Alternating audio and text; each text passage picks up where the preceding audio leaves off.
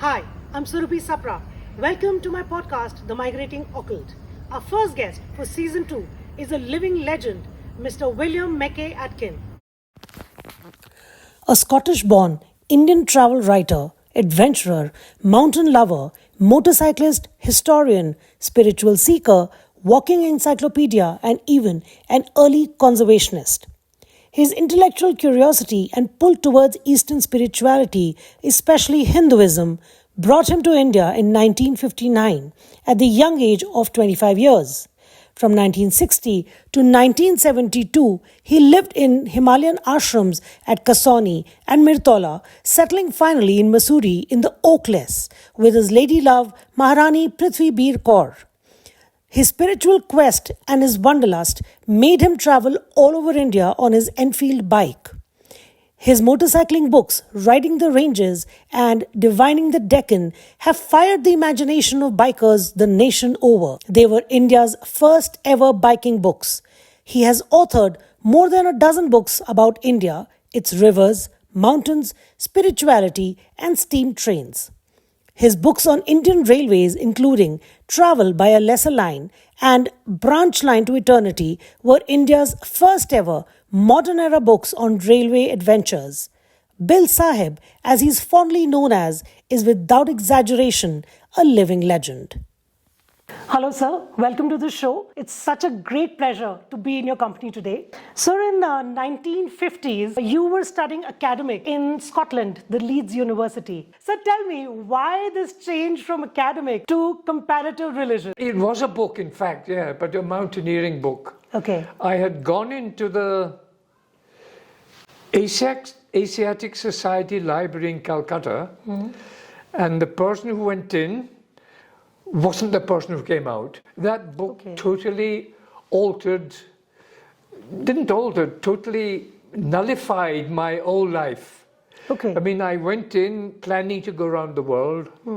Having read this book, I just wanted to live near the subject of this book, which is a mountain goddess. And, well, can't explain. I mean, the usual word would be to say, I fell in love, I was possessed. But whatever it was, I mean, it just totally altered me. Wow. I studied the theory, I also lived the life to the extent I lived in an ashram, used to do puja, prepare bhog for Bhagavan. So, you know, I've sort of been there.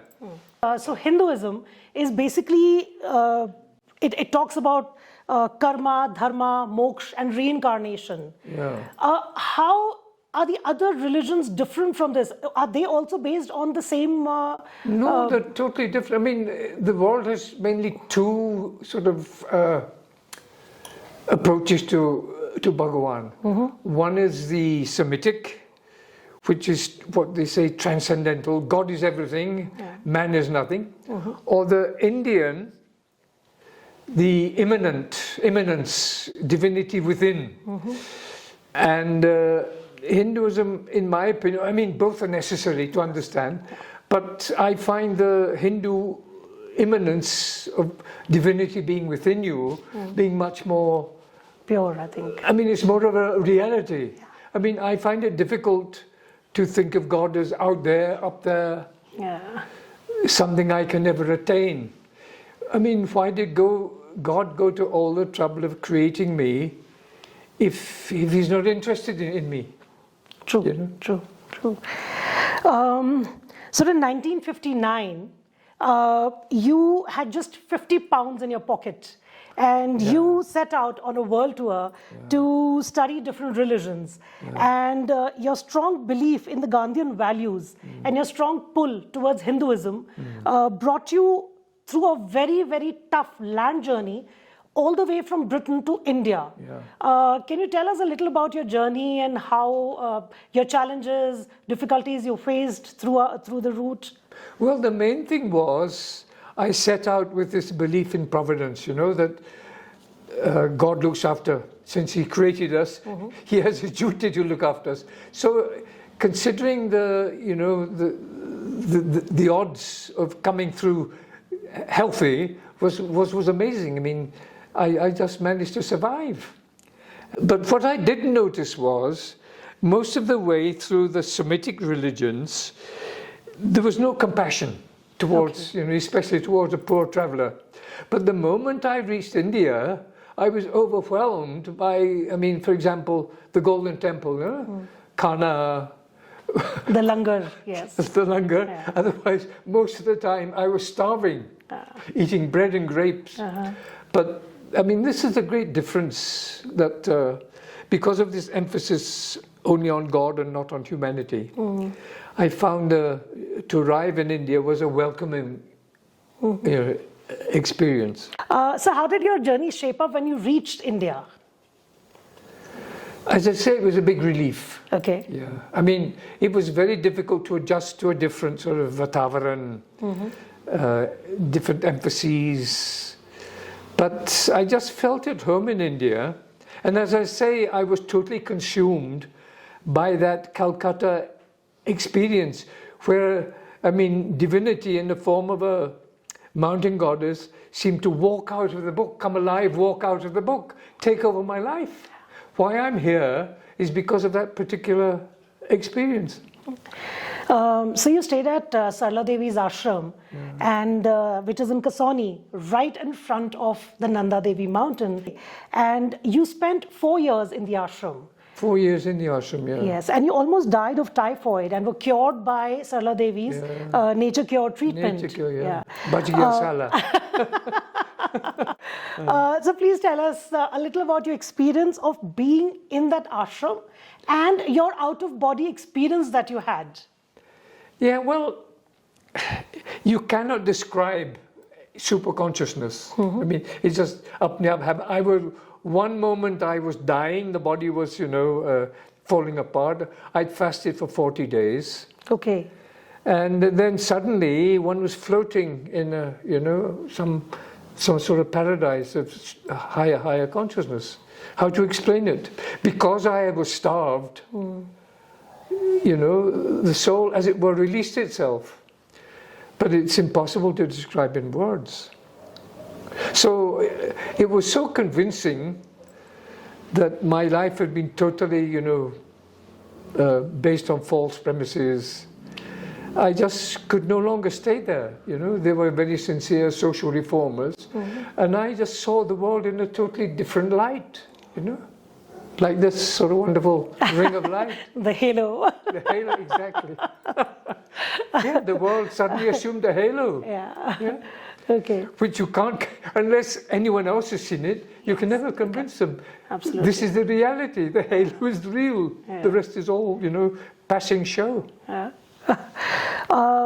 So Sarla Devi sent you back to Sri Krishna Ji's ashram. Yeah. And your first meeting with Sri Krishna Premji, when you had come to India, you weren't very impressed by him. No, I thought he was very ungrace. What does an ungrace know about reality?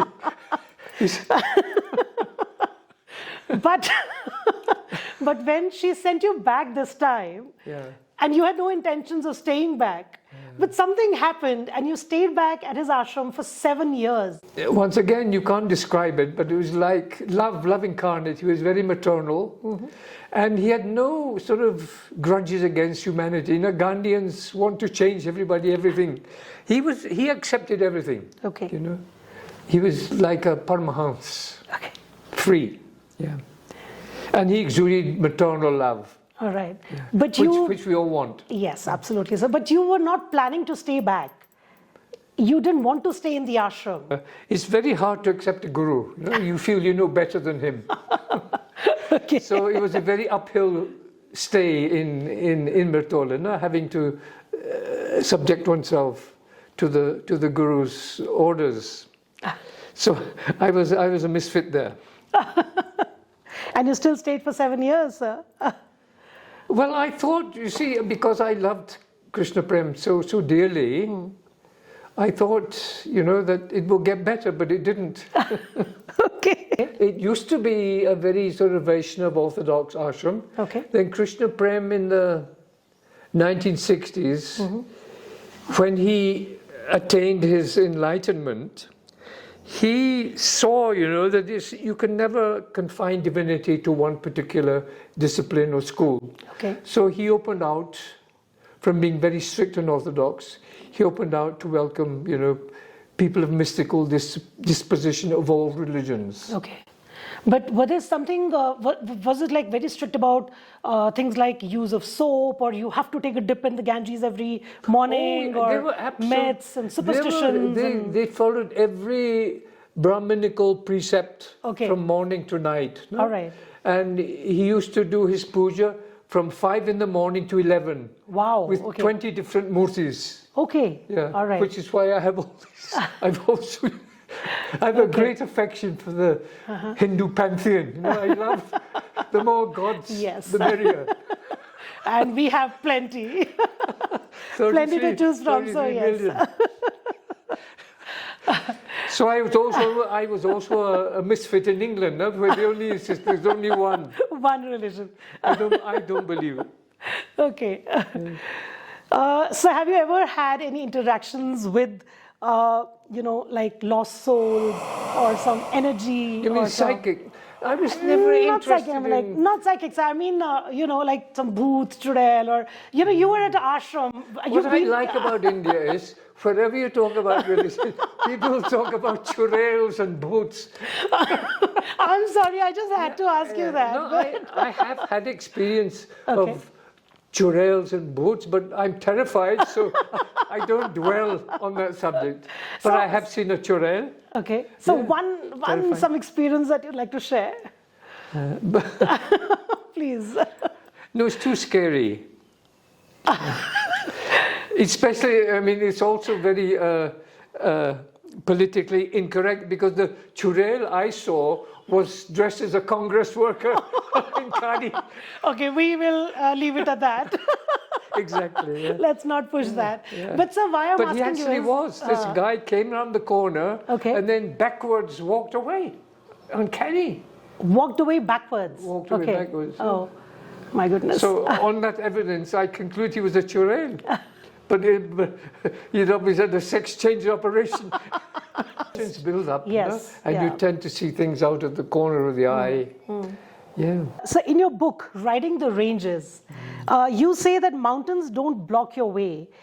They invite closer inspection by making you slow down and find a way around. Yeah. You got your first encounter with a Nanda Devi in 1980, where you almost slipped to death. Yeah.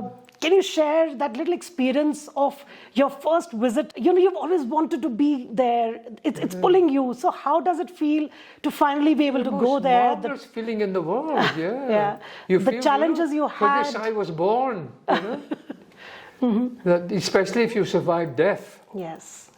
So because today you have everything. You have all the equipment. You switch into a higher gear. You realize life is not what we are told. No? It's something entirely different. It operates on a totally, almost a parallel universe. It's like in the monsoon. No? You don't realize up there it's a marvelous blue sky. That is reality. Yeah. But we're so attuned to the body. That very few of us have the privilege of, breaking through that barrier. Yeah. All right. So quoting from your book, Mountain Delight, Lord Shiva does not like his musings to be disturbed. Yeah. And he makes it difficult for pilgrims to reach his shrines. Yeah. He resents intruders in his realm. Yeah. So does Nanda Devi. Yes, sir. And so actually, even she will kill you if you go uninvited. Yeah. So you do feel that there is this power and there is this... Absolutely, Baba. That's the only power that matters. Yeah. We think we're in charge of our lives, but we're not. We came here. How? By a miracle. And the great tragedy of life is that we don't appreciate how crucial a mother is. Without her we wouldn't be here. Yeah. The father's ornamental. True. And have you experienced Have you seen like snow leopards or? I've seen the tracks of a snow leopard. Yes. The pug marks. Yeah. Okay. Photographed them in Nanda Devi Sanctuary. Wow. Yeah. All right. Have you seen yetis or something, sir? Well, Do they it's exist? a Tibetan churel. Everything, things that are fantastical, legendary, they have to be based on fact. The realm of the psyche is very real, and all it's reduced to in the modern world is the daily horoscope. Yeah. But that's Krishna Premji was a very good astrologer. Okay. He could forecast, people's not the destiny, but for example, Sarla Devi, she was a freedom fighter. She went to ask him when she will be put in jail by the British. All right. So he predicted it accurately. Okay. Yeah. Wow, amazing. Yeah. Okay. Wow. So when you trekked up to Nanda Devi, did you also pass through the Rupkund? No, they're two different. Rupkund is outside the sanctuary. Okay. But you've been that side? You've been there? Yeah, I've been 3 or 4 times to Rupkund, yeah. Very interesting place. And they actually have the skeletons and... So tell us something about Rupkund. Yeah. I was very lucky in having a very tough porter from Lata village, which is the base, near Nanda Devi base. A chap called Nata Singh Bhutola. Very strong, nothing could stop him. Okay. I mean, he was, I called him the many-a delivery man. All right. He could bulldoze a way through anything. Okay. Yeah. So he took me without him, I wouldn't have been able to get to Nanda Devi. And the weather was terrible. It's 16,000 feet, very cold. But he once again bulldozed the way up. Okay. And the first time I went, it was absolutely exquisite. But the other occasions, I don't know, it didn't have that magic. Okay. In life now, your first experience is always... Absolutely. Maybe this is the same with children, that the first child is always a greater wonder. I was the fourth child. Okay. But you've done wonders. So as a travel writer, with your typewriter strapped to your back, you would travel to all 4 corners of India, by foot, by bus, by steam trains, or, on your Enfield bike. My motorbike was the most wonderful thing that happened to me was to buy that motorbike. Yeah. And so you would write a summary of every day and post like to get the first impression. Yeah. Tired, exhausted, and yet, it must be so exciting and exhilarating to do that. I mean, there were no roads at that time. There were hardly any maps over there. Yeah, as I say, the motorbike is the most marvelous way because it's always a dangerous undertaking. Any minute you can break your neck, So there's this tremendous tension, positive, marvelous. I mean, anyone who feels depressed, I say, buy a motorbike. True. Then you're too scared to be depressed. Okay. You have other things to worry about. Yeah, exactly. Yeah. Okay. So your book on Indian railways and steam trains, including Travel by a Lesser Line and the Branch Line to Eternity, they were India's first ever modern era books on railways. It inspired many TV channels to make different series on Indian railways. How was your experience about the trains, and how would you choose your destinations? I know I've been able to reflect on why I loved only steam railways. I have no interest in diesel locomotives, less in electric. To me, electric traction is just like a shoebox on wheels. Has no poetry whatsoever. It's sort of dead from the neck up. But steam railways, as a boy, I was born and had great love for Scotland and its mountains. So for me, going to school, university in England was punishment. But every year I would go to Scotland by steam train. Oh, okay. All right. So I have tremendous affection for steam engines. All right. They, as it were, delivered me, paradise restored. All right. England Wow. was paradise lost. Okay. And so how would you choose your destinations? Were they mainly pilgrim places, or how would you choose your destinations to write upon? As a travel writer, Once again, I suppose it's a psychic interest, you know. Something clicks, you just feel I have to see that. Okay. Like Rupkund, no? I have to go there. You know, it's like a magnet. Or Nanda Devi, you know. That you feel your soul has no choice but go there. So India, I mean, it's full of these fascinating places, no? There's so much stuff of psychic attraction. One is never bored. I mean, you never see a fraction of India. I mean, there's so much incredible, incredible wealth. And I always say India is not a poor country, it's the richest country in the world. absolutely. So you have traveled in India's first luxury train, which started in 1982, the Palace on Wheels. Yeah. Yes, sir. So tell us a little about that, the experience. When I went to Delhi Cantonment Station to enter the the Palace on Wheels, I was immediately, because I was an Angrez, I was assumed, you know, to be some foreign reporter. So I was given sort of my own sort of, you know, when they found out I was a mere Hindustani patrika, sorry, please move to less grand accommodation. Oh, that is sad. Okay. Yeah. But how was it, sir? How was the experience? How was it different from the other steam It had trains? nothing whatsoever to do with steam railways. Okay. It had everything to do with stuffing yourself with five-star food. That's why people went. They went to eat, not to enjoy steam railways. So I was miserable, you know. Okay. There was no steam action. Most of the way we were pulled by a diesel engine. Okay. A fate worse than death. True. Just for the beginning and the yes. end. Yeah.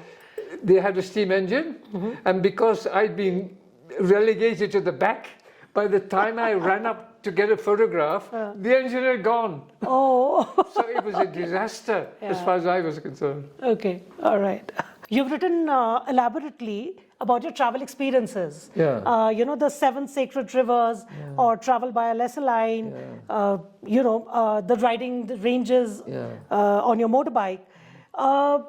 Which mode of communication did you prefer, the steam engines or the motorbike? Which was your favorite? Oh, the motorbike, way ahead of the others, yeah. I mean, I love the steam trains, but nothing compared to a motorbike. Now, as I say, all the time you're in constant danger, you know, and you're in charge of your destiny, no? Yes. You don't need Bhagavan, no? It's entirely up to you whether you survive. So tell us some nice experiences, or maybe some scary experiences that you've had on your bike. The most scary was, it was miraculous that I'm sitting here, because by 1,000,000 to 1 odds, I should be dead. Okay. When I was in Nepal on the bike, you have to have a permit, you know. My permit, I was in Pokhara, very much in the interior, and my permit expired the next morning. Okay. So I had to be in Lumbini, you know, the birthplace of the Buddha, right on the border of India. I had to be there the same night, 200 kilometers, Okay. hill roads, very, very cold. So I was wearing all my clothes. I was frozen. My fingers were jammed to the ice, has become one with the handlebars. No? And when we came to a sharp bend, I couldn't turn the wheel. I couldn't turn the handlebars, you know. I was just so instead of being afraid, saying, my God, I'm going to die, I just said, what the hell? Okay. And we soared over edge of a mountain. All right. I mean, I was 90% dead. And we landed in an irrigation nala Oh.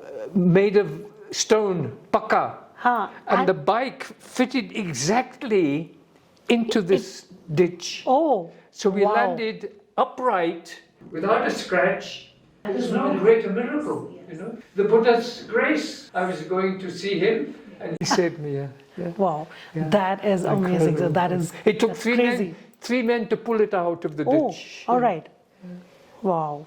The other great motorbike story was, I was in Kashmir, right the other end of the Himalaya.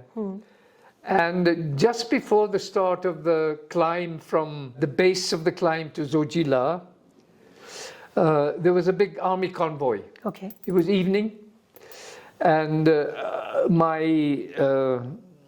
Sonmarg, my clutch cable broke. Oh, So okay. I had to have it repaired. By the time it was repaired, I was the very last in the convoy, behind 80 big trucks, Yeah, okay. military trucks. Yeah. And so we climbed up to Zojila, and I was at the back, Kacha Road, no means to overtake, because it was so narrow, so rocky. And I eventually managed to overtake about half a dozen trucks and got to Captain's Corner, Okay. halfway up. And I turned round I wanted to, have a cup of tea. So I turned round to strapped on the back of my bike was, my rucksack to get some money. It had gone. Because of You lost it somewhere? the rough road, it had fallen off. Oh. Yeah, all the knots hadn't tied. And I panicked, I have no money. I have no license. I have no passport. So did you go back for it? So I panicked and I thought it must have fallen off. I have to go back down. So I raced back down. Okay. Till I came to past those 6 trucks I'd overtaken. And there's nothing on the road, you see. Okay. Then looking up, I suddenly saw the last truck just disappearing round a bend with a hand waving. Okay. So I wanted to chase, but I couldn't start the bike. The bike had overheated. Oh. So I had to wait for the spark plug to cool down, 15 minutes. Yeah. So then I went back to Captain's Corner, and the chaiwala gave me a cigarette carton with a number, a military number written on it. He said, the driver said, give this to the motorcyclist. Okay. So I went up. I was alone at night. There was snow on the ground. There was wolves, the sound of wolves whining, in the mist. I was terrified, but I managed to get up to the top of the pass. The bike sort of, I trusted her fully. She got me up to then down below I could see the lights of this town, Dras. The second coldest place after Siberia. Yeah. Went down this sort of tremendous steep valley, and I didn't have a battery. Okay. So the headlight was very weak going up. Going down, got the full beam. And there in the middle of the road was a Havaldar Okay. with his convoy parked alongside, holding up my once again, the grace of All God. right. Yes. Yes. Wow. Wonderful story. And this Havaldar refused to take any financial reward. So I noted his name and address. When I got back to Delhi, I had a friend in the army. He made inquiries and the army gave him a prize for his honesty. That's excellent, sir. That's so good. And I had his address, so I wrote to him, and I had a letter from him. Very nice. So do you feel that your stay at Mirtola is what actually toughened you to be, and how you survived being a travel writer? Yeah, Mirtola was really tough, no? From 5 in the morning till 10 at night, you were on your feet, farming, mandir, seva. I mean, one was half dead. But this was deliberate, not to get you beyond the body. I managed to survive it, but you're right. I mean, it toughened one up so much psychically that, nothing could destroy you, as it were, after the Mirtola experience. Any interesting experience that you've had on the steam trains?